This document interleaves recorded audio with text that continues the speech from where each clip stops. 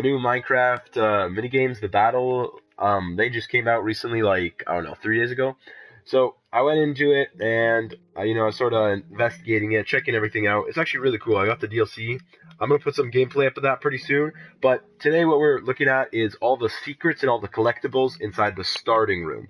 So before we start, I'm just gonna create an invite-only world. I'd like to thank Mr. Broden. He actually helped me with some of these, so I'm giving him credit. Make sure to subscribe to him. He's a pretty cool YouTuber. So this is sort of like the main lobby where you and the players in your lobby will meet, right? But within here, there's a lot of secrets. So what you're gonna want is right here. Comes with every time you spawn in. Every time you spawn in, it comes with the bow and arrow, so you can what do you call it? You can go and mess around with it. So the first thing we're gonna do is we're literally gonna stand right here. So you'll notice there's a dispenser. We are gonna go right under it. You can shoot it, you can press it. I'm just gonna press it, and you're gonna get skeleton skull. Pretty cool. Whatever. You don't like it, you don't like it. So the second thing we're gonna do is we're gonna go right here, and you may or may not have noticed there's this button right here. We're gonna shoot it. We missed. There we go, we got it, and where the skeleton skull pops out. Right beside it, there's also two wooden buttons right there. So like one right there and one right there. I don't know if you guys can see them. It's kind of hard to see. So the third one we're going to do is you're going to go right up to where this ladder is. You're going to face right here, and this one's really hard to see. I don't know if you guys can see, there's a brown button right there, is what I'm trying to hit. Did I get that time? So if this angle's too hard for you or you don't like it, see there's our head popping down. There's also another button on the opposite end right there. So we're just going to quickly pick up our human skull right here, our head. So what you're going to want to do next is you're going to want to walk right into this door right here. It's the library. You're going to want to open up both doors, and you're going to look under, not this one, because this one doesn't have anything, but right under here. There's a really well hidden lever. You're going to want to press that. So that's going to do is it's going to open up this, allowing you to jump over. Also, if you're not, you don't like that, there's a button right here which does the exact same thing, just on this side right here. Obviously, since it's a button, it's timed, so you have to be really quick. But if you don't like that, you can take the lever and take your time.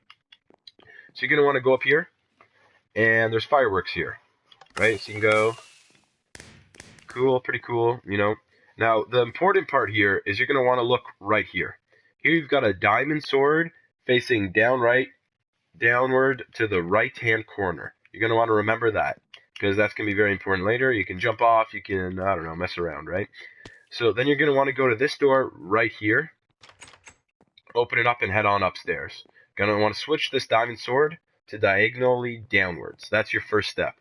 You may notice there's iron doors here. You actually can't get in there right now because we're currently working on how to get in there. You notice there's two more swords, so you're going to want to find the combination pattern for those two. So you're going to literally walk out this pair of door, turn right, look out there, and see there's your second sword, the gold sword right there, facing left. So you're going to quickly make that left, and then you're going to head out this way. Or not this way, sorry, my bad. You're going to want to head out right here. You're going to want to put down this trapdoor. If I can get it. Go crouch, put down this trapdoor, and you're going to want to jump across like that. Make sure you get a running start, or else you won't make the jump. You're going to go literally right in here, turn to your left, and there is your third and final sword, facing downwards. So you're going to want to go, run back, come on back inside, and you're going to want to turn your final stone sword downwards. Hear that? That was the door opening. You're literally going to go right down the stairs, and boom, your door's open. Right here's your chest. You've got your cool zombie head. Pretty awesome. You can open up these doors if you want. You can actually wear these skulls. So, for example, I'll just put on the skeleton skull real quick. You can look, right? There I am. You can put on all these. These carry with you even when you do your battle. So, not armor-wise, but they'll stick in your inventory. It's pretty annoying, actually, but...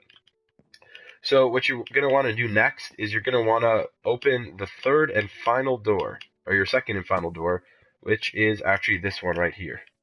So just a quick thing which I just want to point out really quick.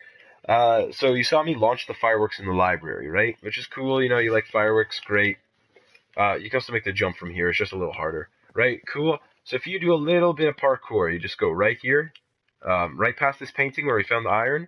You go right, step on these hay bales, jump on top of the stairs, on top of both these wooden logs, and right here there's an open spot. Just head right on in.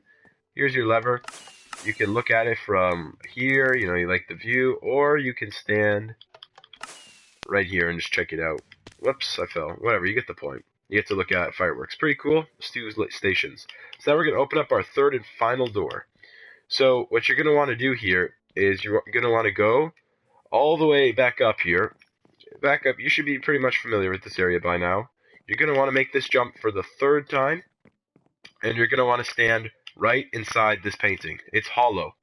So this one actually took me a really long time to find, and I actually need some help from my friend, but if you just put it in here, just put an arrow, just press circle, just throw one on there.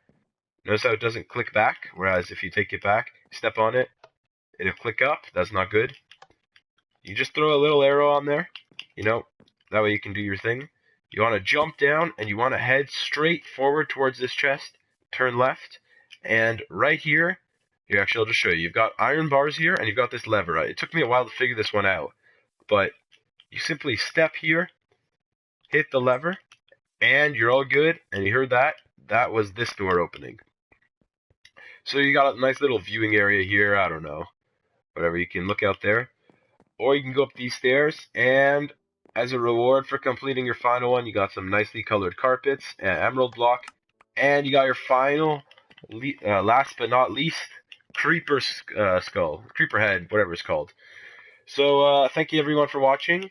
I hope you guys enjoyed this episode or this stream. Just sort of a nice little thing to show you how to get all the secrets, all the heads and the collectibles, and launch the fireworks.